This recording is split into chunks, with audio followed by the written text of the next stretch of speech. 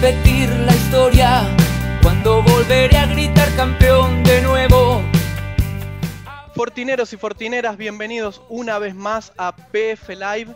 En esta ocasión con un aniversario especial, el aniversario de esa estrella, la más brillante del firmamento que tenemos en el Club Atlético Vélez Sarsfield.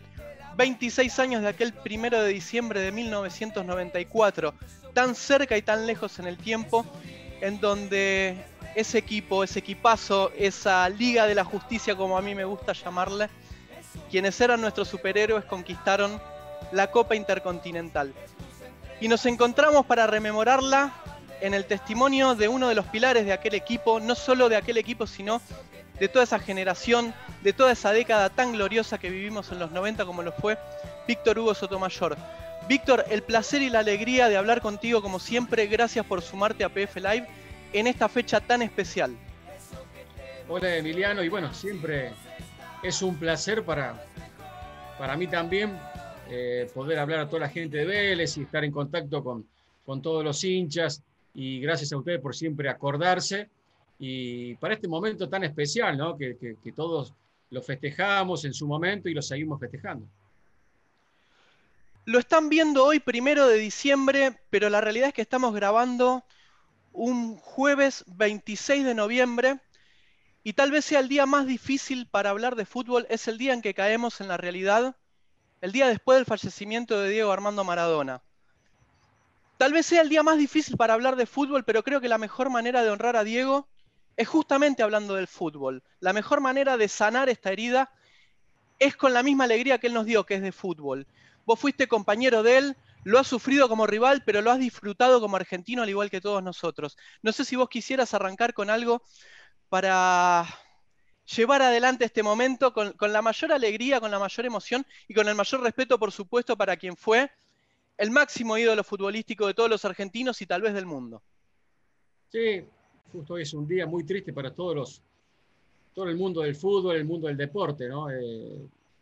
Creo que la partida de Diego significa, creo que un antes y un después en el fútbol, y la verdad que no he querido mucho hablar del tema de Diego. Yo creo que lo mejor es guardar silencio, guardar respeto hacia un deportista increíble. Me tocó convivir momentos impresionantes y creo que soy un agradecido a Dios en el sentido de poder haber participado, de poder haber estado al lado de él, de haberlo enfrentado, y creo que la mejor recordatorio es hacer un minuto de silencio y dejarlo que descanse en paz, y seguramente con su pelota bajo el brazo estará allá arriba deleitando mucha gente también.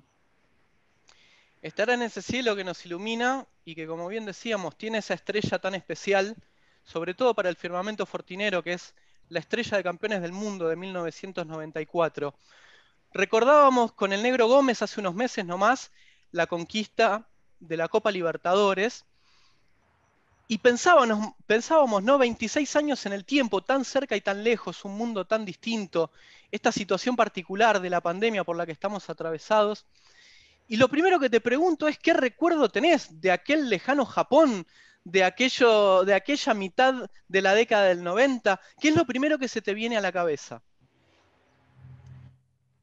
Es coronar una etapa gloriosa de que arrancó allá por el Clausura 93, con un equipo humilde, con un equipo, yo siempre digo que éramos todos indios, no había caciques, liderado por un técnico impresionante, con unas condiciones humanas tremendas, y después salir campeón en ese torneo Clausura, y de repente encontrarnos jugando una Libertadores, donde en la fase de grupo nos toca con equipos de mucha historia copera. Terminamos ganando esa Copa Libertadores y coronar todo, digamos, un proceso, entre comillas, de todo ese trabajo que arrancó en el 93, y fue la frutillita de la torta, siempre digo, donde encontró un plantel increíble. Siempre digo, éramos todos moicanos, éramos todo un grupo impresionante, y creo que se vio reflejado se vio reflejado en la obtención de la Copa Intercontinental. Ganado legítimamente, obviamente que ante un poderoso Milan, donde yo los había enfrentado ya en mi paso por Italia, y eran todos jugadores de selección argentina. Siempre digo, cuando me preguntan, el fútbol italiano en esa época era lo que era hoy la Premier League, estaban los mejores, y me tocó jugar en esa liga y ver realmente grandes jugadores. Y de pronto nos encuentra Vélez Sarsfield jugando una final intercontinental que para muchos impensado, pero para nosotros hay un dicho que lo empecé a adoptar lo empecé a utilizar desde esa época. Dale coraje a un loco y ya vas a ver lo que es capaz de hacer. Y bueno, ese grupo era un grupo de locos y con una personalidad, con un carácter, con un temperamento, y aparte jugaba ese equipo.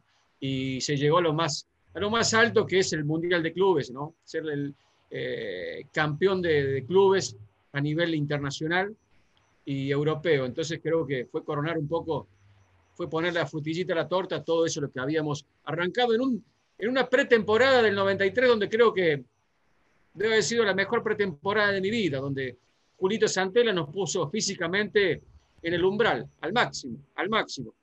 Y creo que fue un grupo inteligente donde no se apartó. Era un equipo que corría, metía, reunía, creo que todos los requisitos que tiene que tener un equipo de fútbol.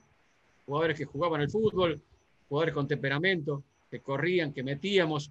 Entonces, se hace difícil para el contrario ganar a un equipo de esa característica.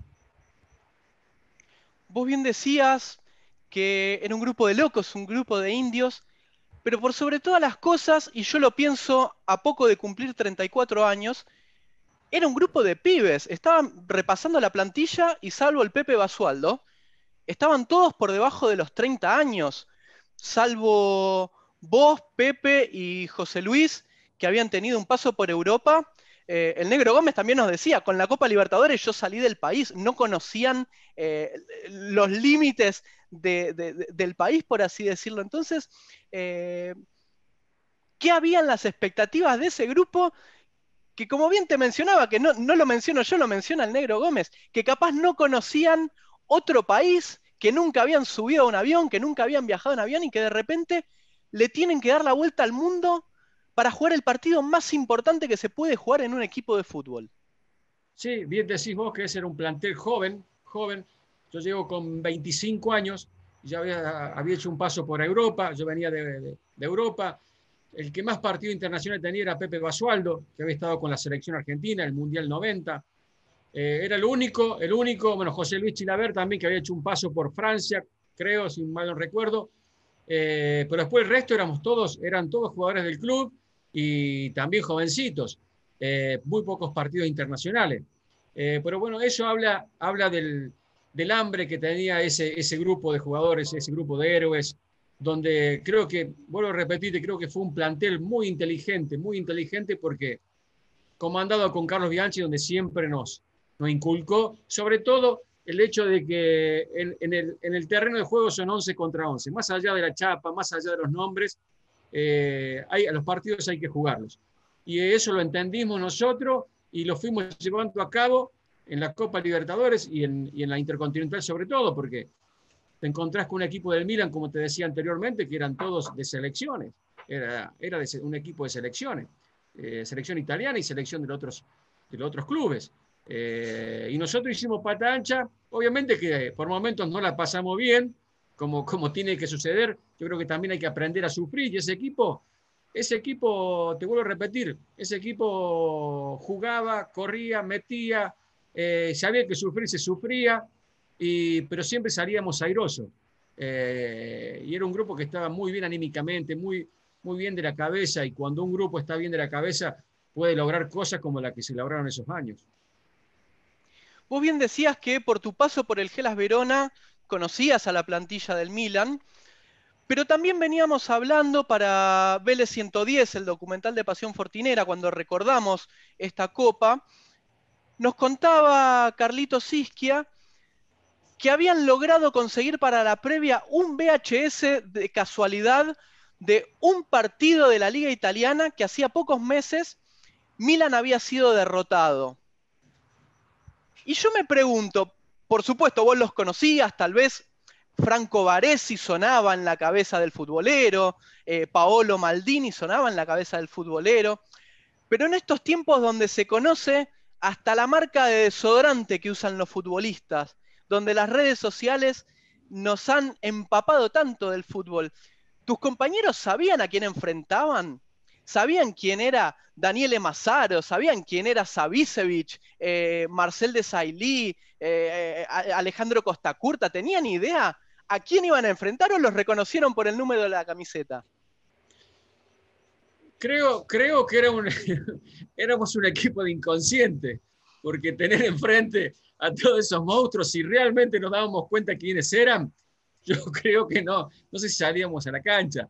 Pero más allá de eso, es real lo que comentás.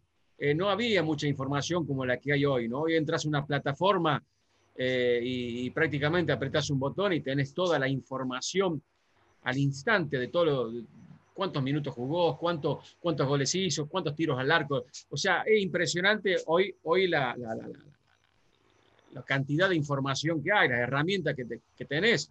En esa época había que conseguir los VHS que decías vos, los cassettes, los famosos cassettes, y mirarlos. Y después, más allá un poco de lo que a mí me había tocado enfrentarlos, comentarlo un poco, hay muchos que no saben que Savicevic era el Maradona ruso, era el Maradona del este. Era impresionante lo que jugaba ese zurdo. Estaba Boban, otro crack. Y nosotros humildemente fuimos a afrontar a esos monstruos y cuando arranca el partido, creo que ahí se van todos los miedos, toda esa adrenalina previa. Ya dijimos, estamos adentro de la cancha y ahora sabemos lo que tenemos que hacer. No nos apartamos de nuestro libreto, ¿no? Yo siempre digo que los defensores defendíamos, los mediocampistas corrían y los delanteros hacían goles. Muy simple la táctica nuestra. Pero bueno, era todo un conjunto de jugadores donde uno podía tener un mal día, pero sabías que el compañero tuyo que estaba al lado se doblegaba por vos. Entonces creo que eso vale, es mucho más importante que por ahí las acciones individuales. El grupo cuando está bien se logran cosas importantes. Y bueno, de hecho Vélez, yo no me canso en repetirlo, haciendo mucho enfoque en la parte grupal. Creo que ese grupo se hizo grande a partir de lo mismo, ¿no? Consiguió cosas por el grupo mismo. Más allá del respeto lógico al rival, hubieron un par de irreverencias en los primeros 10 minutos que mostraron la personalidad de Vélez. José Luis Chilaver en el túnel diciéndole a Rossi que era el peor portero del mundo. La indicación histórica de Carlos Bianchi a Sad de sacalo con el culo y marcarle la cancha. Y a los 2 minutos tu compañero de saga central amonestado, condicionándose él y condicionándote a vos, con un murrazo divino que 26 años atrás lo recordamos, pero no faltando el respeto por la falta de respeto misma, sino diciendo, señores, miren que esto no es un amistoso, acá no vinieron a jugar contra un sparring, nosotros somos los campeones de América. Sí, fue todo mágico, porque me acuerdo que Carlos le dijo al turco Asad en la primera que va a cerrar Franco Baresi, tirale los 120 kilos, Omar, le dice. Y bueno, y apenas empezó el partido, lo cruzó el turco, me acuerdo, que el pobrecito quedó desparramado, Baresi, mirándolo al turco, no sabía qué había pasado. Ya le tiró los 100 kilos encima, no sabía si se le había caído un avión encima a Baresi, y ahí empezamos a meter la personalidad, la impronta que tenía ese equipo. Y después, bueno, obviamente que había un cierto nerviosismo, porque esa clase de partidos hay que jugarlos, ellos estaban acostumbrados a jugar esa clase de finales. Y nosotros de repente, te vuelvo a repetir, éramos muy pocos los que teníamos partidos internacionales. Pero sin lugar a dudas ese equipo lo ganó de punta a punta ese partido. Y los momentos que tuvo, por ejemplo, que tuvo que sufrir, como te decía anteriormente, apareció la figura de Chilavert. O sea, eso te demuestra que son grandes campeones, son grandes jugadores porque aparecen en los momentos justos. Y Chila sacó un par de mano a manos y entonces era como fortalecernos aún más, sabíamos que teníamos una muralla atrás. Entonces era impresionante, había que correr más que nosotros para que nos ganaran, ¿no? Qué difícil interpretar esto que vos me decís, no había caciques, y cuando uno repasa esa formación que sale de memoria, sale como el Padre Nuestro, y que vos me digas, Chilavert, Almandós, Trota, Sotomayor, Cardoso, Basualdo, Gómez, Bacedas, Pompeya, Sadi, Flores, y que me digas, ninguno era cacique. Me cuesta creértelo, Víctor, me cuesta creer que con esos nombres que para lo que es la historia de Vélez están bordados con hilos de oro. Ya, Y lo que pasa es que, Emiliano, vos ves el final de esto. Vos ves la obtención claro, de la copa, levantar la copa. Yo creo que ahí se empiezan a levantar los ídolos, ¿no? Los líderes. En ese momento, cuando arrancamos, te voy a repetir, en el 93, éramos todos caciques, éramos todos. No había. ¿Quién era? Basualdo, un poco el que más reconocido internacionalmente, el que había estado en la selección. Trota venía de estudiante, Chila venía de un paso del exterior, yo venía también del exterior, pero tampoco éramos archiconocidos. Por eso te digo que ese plantel arrancó siendo todos caciques y obviamente con el paso de los años, la obtención de los títulos, van saliendo los líderes por el juego mismo, pero en definitiva siguen siendo los mismos jugadores, ¿no? ¿Me entendés? Para el de afuera, Trota, Chilavert, Basualdo, eran jugadores que vos los veías, pero para nosotros eran todos, eran compañeros nuestros que se ponían al lado igual que nosotros. O sea, habla de un liderazgo también, de un tipo de líder donde se ponían el overol y laburaban. yo quiero que me cuentes, que compartas no solo conmigo, sino con todo el hincha velezano, ¿cuáles fueron las claves en el vestuario? Porque yo me imagino, no solo de Carlos Bianchi, no solo de Chilavert como referente, sino también esas palabras que tal vez nosotros no las conocemos, pero que sabemos que dijeron un Carlos Isquia, un profe Santela, y que de alguna manera fueron la base para todo lo que se logró. Esas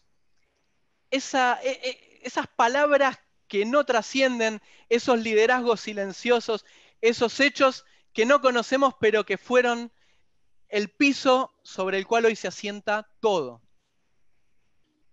Mirá, hay momentos que uno se lo guarda y se lo lleva, ¿no? Por decir de alguna manera, de alguna forma, a la tumba, ¿no?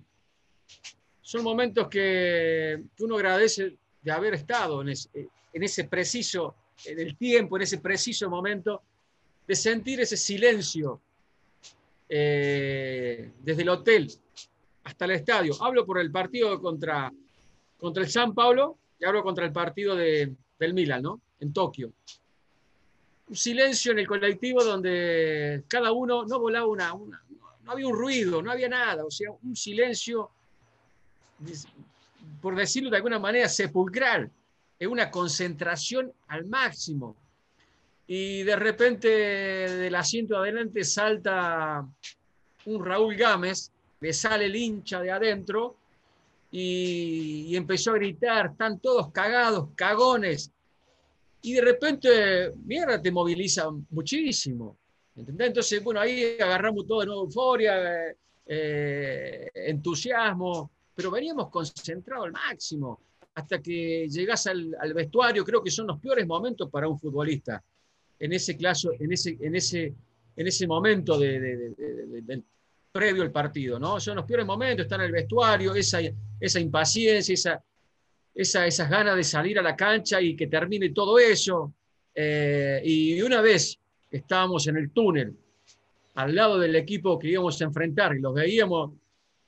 Yo soy un jugador alto, de 1,87, y lo veía Maldini, que medía 1,90. Lo veía Albertini, que medía 1,89. Rossi, que medía 2 metros.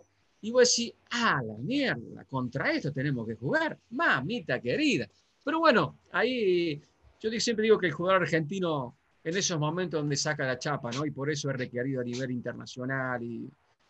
y el orgullo que tiene, y a mí no me van a pasar por arriba, que se creen esto, un poco el agrande, de alguna forma bien dicho, y el orgullo ese propio, ¿no? Que si perdemos, vamos a perder con las botas puestas, y creo que ese grupo lo que no quería era pasar ridículo, no quería pasar vergüenza, y por eso nos llevaba adelante, cada partido que enfrentábamos nos llevaba adelante eso, ¿no? De sacar el partido adelante sea como sea. ¿Pensaron en perderlo en algún momento? Porque los veo tan convencidos pasados los años y como vos bien decías, ¿no? Ya con el diario del lunes. Pero mi sensación como hincha, como periodista es que no había resultado, no había otro resultado que no hubiese sido un triunfo aquel 1 de diciembre. No recuerdo, porque generalmente hay muchos en el grupo que empiezan a hacer chiste, broma, pero no recuerdo un chiste de que hoy nos comemos 4, porque era muy clásico en esa época, decir, che, hoy nos comemos 4 contra estos monstruos, nos comemos 4. Nunca que yo recuerde, alguien dijo, hoy nos comemos 4. No recuerdo. Sí recuerdo, por ejemplo, 2 días antes que Carlos, eso lo manejaba muy bien, para distender un poco el ambiente, lo que se percibía en el hotel, era todo una adrenalina permanente de decir que ya llegue el día del partido, y nos da la posibilidad de ir hasta el centro, en Japón, para desenchufarnos un poco. Y en un momento íbamos con Trota, y no me recuerdo que no éramos 3 o 4 que siempre andábamos en grupo, y llegamos a un lugar, un edificio, todo de electrónica. Toda electrónica es lo más atractivo allá en Japón, es todo lo electrónico, todo lo novedoso, ¿no? Todo lo actual, lo moderno. Y estábamos en una parte donde había, en esa época estaban los CD, y veíamos CD imagínate, de todas partes, todos los intérpretes. Y en un momento, un poquito más adelante, estaban los jugadores del Milan. Y en un momento nos miramos con Roberto y nos agachamos, como para que no nos vieran. Y dijimos, pero ¿por qué nos tenemos que agachar si no hicimos nada nosotros? Bueno, pero te hablo del respeto que le teníamos al contrario. Pero bueno, te vuelvo a repetir, después, con el paso de los días, y Carlos psicológicamente nos trabajó muy bien y nos hizo entender de que si teníamos que perder, había que teníamos que perder, cara a la derrota. Y eso lo entendíamos nosotros a la perfección. O sea que el equipo contrario tenía que correr mucho más que nosotros. Pero estábamos convencidos de que un buen resultado íbamos a sacar. Ese grupo estaba convencido. En la entrada en calor vos percibías, había un olor, esa adrenalina que vos sentís, están todos concentrados, cada uno sabe lo que tiene que hacer, hasta que en un momento se lesionó el Negro Gómez y pegó un grito y dijimos, ¿qué pasó? Y se lesionó el Negro, se hizo un esguince de tobillo cuando parecía de que lo sustituían, y dijo no, que lo infiltraran, y eso envalentonó más el grupo porque quería estar el tipo, y bueno, todo eso salimos a la cancha y le dimos palo y a la bolsa, como decía Carlos. Hablando de ese palo y a la bolsa, y con el recuerdo tan fresco de lo que es ese partido en la memoria del hincha de Vélez, esta es una pregunta muy personal que te hago. Hoy preparando la entrevista y viendo las fotos del festejo, con el Turco levantando la copa junto con el Negro Gómez, creo que está el Pepe Basualdo también en esa foto histórica. ¿Cómo hiciste para terminar el partido con la camiseta dentro del pantalón?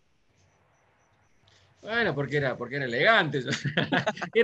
Yo tenía a Lelo, el canchero, me decía, Víctor, siempre de galera y bastón, usted me decía Lelo, me trataba de usted, un grande, Lelo, un grande. Y de hecho tampoco cambié la camiseta. En ese momento la camiseta mía era la más importante para mí. Y bueno, uno siempre fue,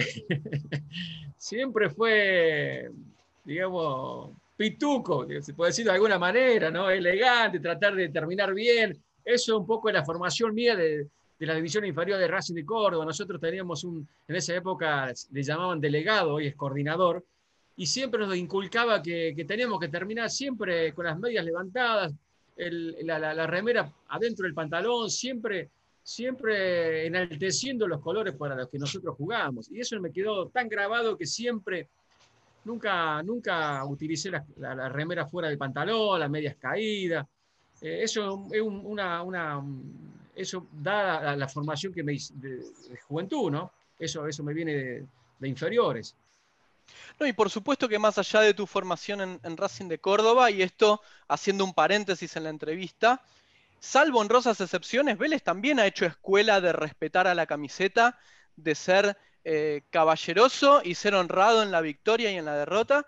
Y sin lugar a dudas, lo afirmo como hincha, vos lo afirmarás como exjugador y como Gloria. Es parte de los pilares sobre los cuales Vélez se hizo grande, más allá de las estrellas, más allá de los títulos, es la caballerosidad dentro de la cancha, el respeto que imparte al rival y que tiene por el rival. Sí, creo que Vélez se ganó ese respeto en base a los triunfos y sobre todo, que es muy importante, eso por ahí hay poco que lo destacan, ¿no? El comportamiento de ese grupo fuera de la cancha.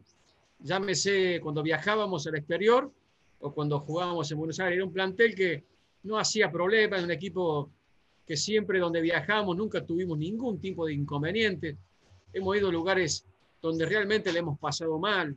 En esa época, jugar una Copa Libertadores en Colombia, jugar una Copa en Chile, jugar en algunos lugares donde te hacían sentir la localía, donde por ahí las autoridades locales siempre había problemas.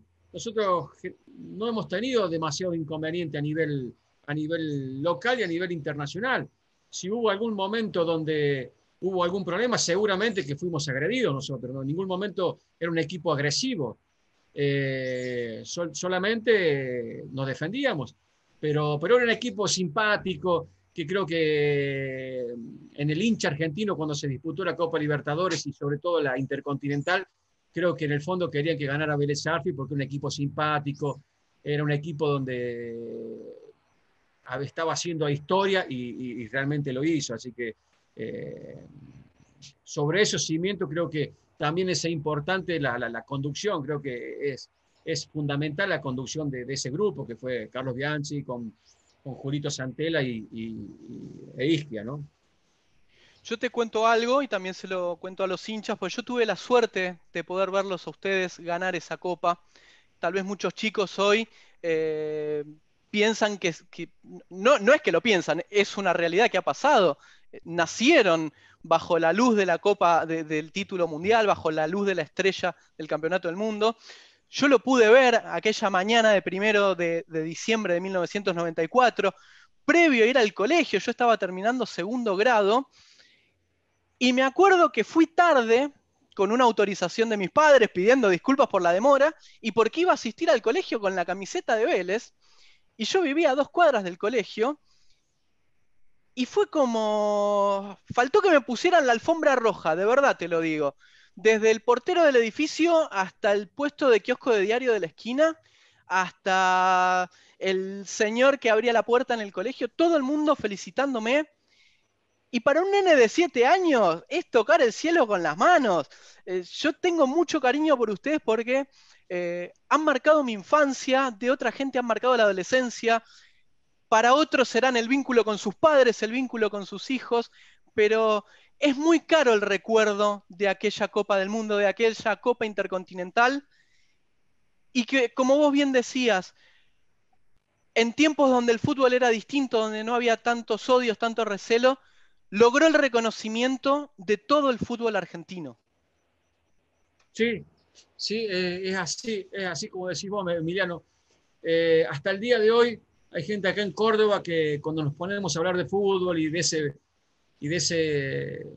Vélez, me dice, Víctor, yo me levanté ese día temprano, a primera hora, y puse el televisor y jugaban ustedes, y yo quería que ganaran, y vos lo sentías a eso, lo sentías porque previo a irnos nosotros para Japón, sentíamos el reconocimiento en las distintas canchas de que quería que le vaya bien a Vélez, por el esfuerzo que había hecho, por la institución que era, que sigue siendo. Entonces la gente quería que le fuera bien a Vélez.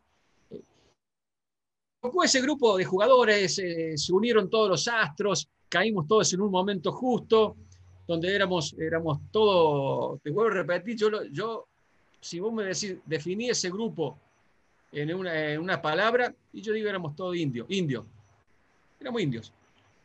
Que donde íbamos atrás del cacique, que era Carlos Bianchi, y de ahí íbamos a la batalla, llamarlo de alguna manera, la batalla, ¿no? Pero sí, concuerdo con vos, donde dice, lo que me abracé con mi viejo, lo primero que voy a escuchar, lo que me abracé con mi viejo cuando ganamos la Intercontinental, eso es lo que generó Vélez en esa década prácticamente, porque es impresionante la cantidad de esa gente de esa generación que se hizo hincha de Vélez y nosotros lo percibíamos.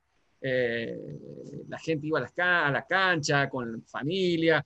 La verdad que, y eso nos ponía muy orgullosos a nosotros, ¿no? Me imagino que tendrás amigos que serán abogados, médicos, que tendrán un comercio, que manejarán un taxi.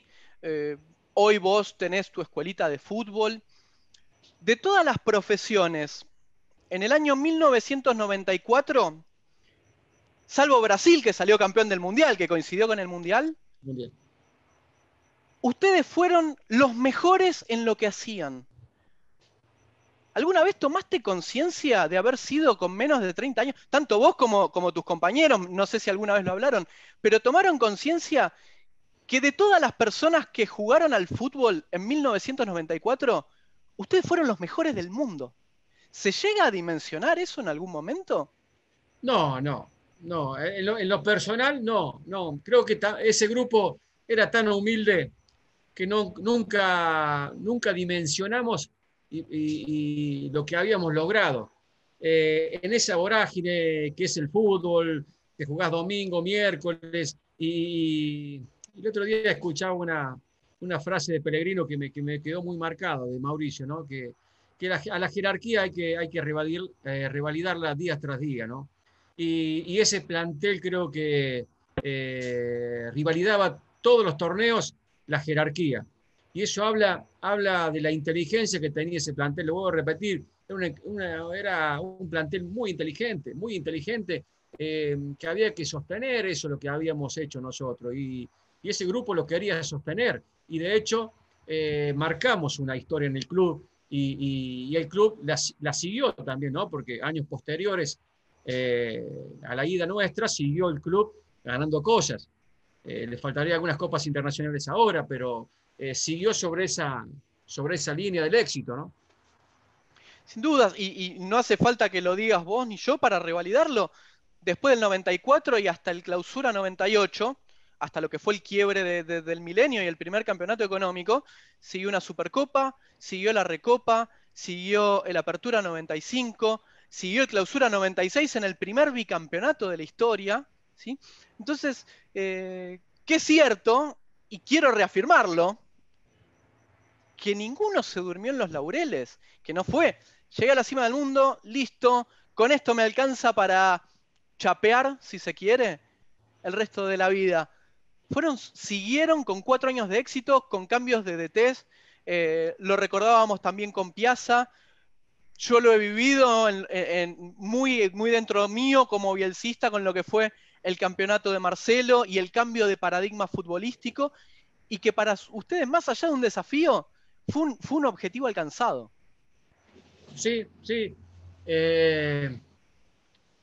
Creo que te vuelvo a repetir, siempre digo que ese equipo era inteligente porque por distintos caminos, hablo del lado de Carlos Bianchi y por el lado de Marcelo Bielsa, dos formas de conducir, dos formas de dirigir distintas, llegamos al éxito nosotros. Por ahí con Carlos llegamos mucho más rápido porque lo entendíamos mucho más rápido, pero con Marcelo por ahí nos costó los primeros 6 meses, pero después en los segundos 6 meses salimos campeón, y eso habla un poco de la inteligencia que tenía ese equipo.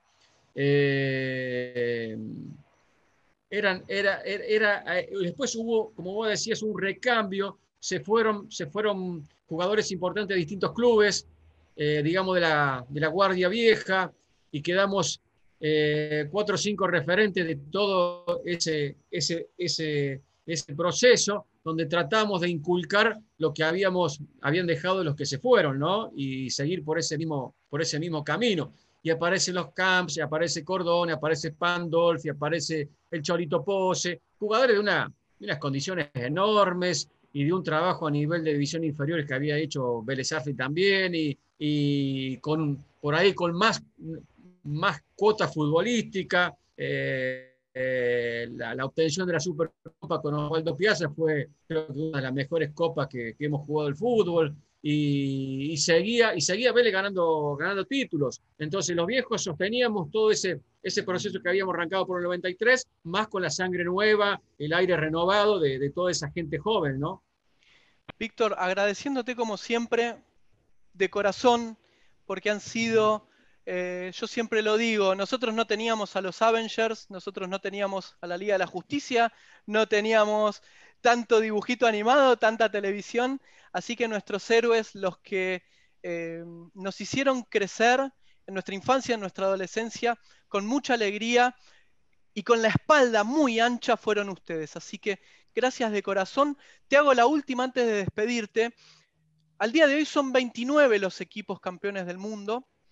Boca y River por Argentina, por citar algunos casos, Nacional y Peñarol en Uruguay, San Pablo, Real Madrid y Barcelona, Juventus, Milan, Manchester United.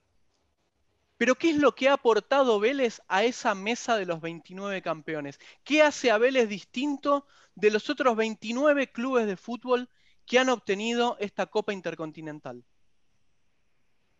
Creo que Vélez le aportó ese grupo humildad, a creer en ese sueño que teníamos de coronar todo un proceso, voy a repetirte, que arrancó con el Clausura 93, Copa Libertadores, y creer que podíamos ganar la Intercontinental, y la fe de ese grupo es lo más destacable, lo más que puedo resaltar de ese grupo de héroes, y cada año que pasa se va haciendo más grande toda esa epopeya, y hoy es que un equipo sudamericano gane el Mundial de Clubes cada vez se hace más difícil, y a nosotros que la pudimos ganar te enaltece y te engrandece mucho más.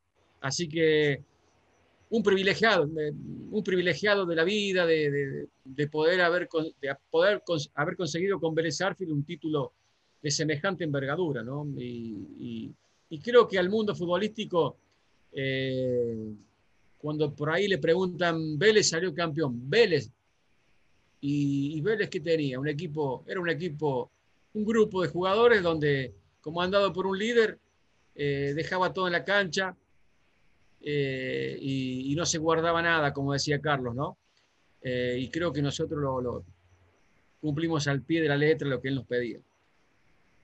Víctor, un mensaje para el hincha de Vélez, para los hinchas y las hinchas en este 2020 tan particular, tan difícil, que ahora nos encuentra con el equipo comandado por un compañero tuyo, alguien que conoces muy bien, como es Mauricio Pellegrino. Te dejo los últimos minutos a vos para que te dirijas al hincha de Vélez, que una vez más, y como nosotros, te vamos a estar agradecidos tanto a vos como a todo ese gran grupo, por siempre, por todas las alegrías que nos dieron. Nada, el hincha de Vélez, solamente tengo palabras de agradecimiento en lo personal, ¿no? Vélez es mi casa, en Vélez nació mi hijo, me compré mi casa en Buenos Aires, o sea, Vélez me une todos esos afectos, dejando la parte deportiva, que fue exitoso.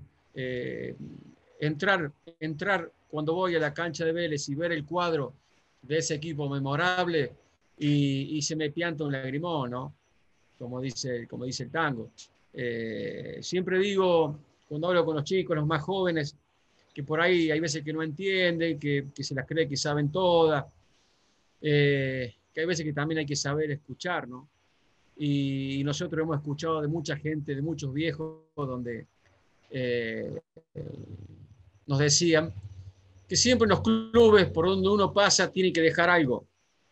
Y creo que hoy si mis hijos van a Vélez Sarsfield y están los viejos porteros de esa época, y seguramente cuando le nombren quién fue el viejo a Sotomayor, y lo primero que le dirán, che, tu viejo era un buen tipo. Siempre hablando más allá de la parte futbolística, obviamente, que tenés que jugar bien también, pero que digan que fue un buen viejo, un buen tipo, eso me enorgullece, y eso es lo que uno trata de dejar, abiertas las puertas en todas las instituciones por donde pasó, y de hecho donde voy me reciben de la mejor manera. Y te voy a repetir, el hincha solamente agradecimiento, a seguir engrandeciendo a Vélez Sarsfield. Ya es un grande, hay que seguir engrandeciéndolo con títulos, con la parte social, y apoyar a un grupo de jugadores que lo estamos viendo con el esfuerzo, con el Flaco Pellegrino que conoce mejor que nadie la institución, que nació en el riñón del club, que durmió en la pensión, y se le están dando los resultados, y me pone muy contento porque sé lo que él quiere al club, sé lo que lucha por el club y a dónde lo quiere llevar. Así que nada más. Al hincha uno escucha, lee siempre, obviamente el hincha le quiere ganar, quiere resultados, quiere estar allá arriba, pero creo que hay que apoyar este momento del club, este momento del Flaco Pellegrino, que está capacitado para eso. Así que nada más que agradecimiento, y a ustedes por siempre acordarse. Víctor, si hoy podemos brindar con grandes copas es gracias a ustedes. Así que una vez más y de corazón, gracias. Gracias hoy, gracias por aquel 1 de diciembre de 1994 y gracias por siempre, de corazón.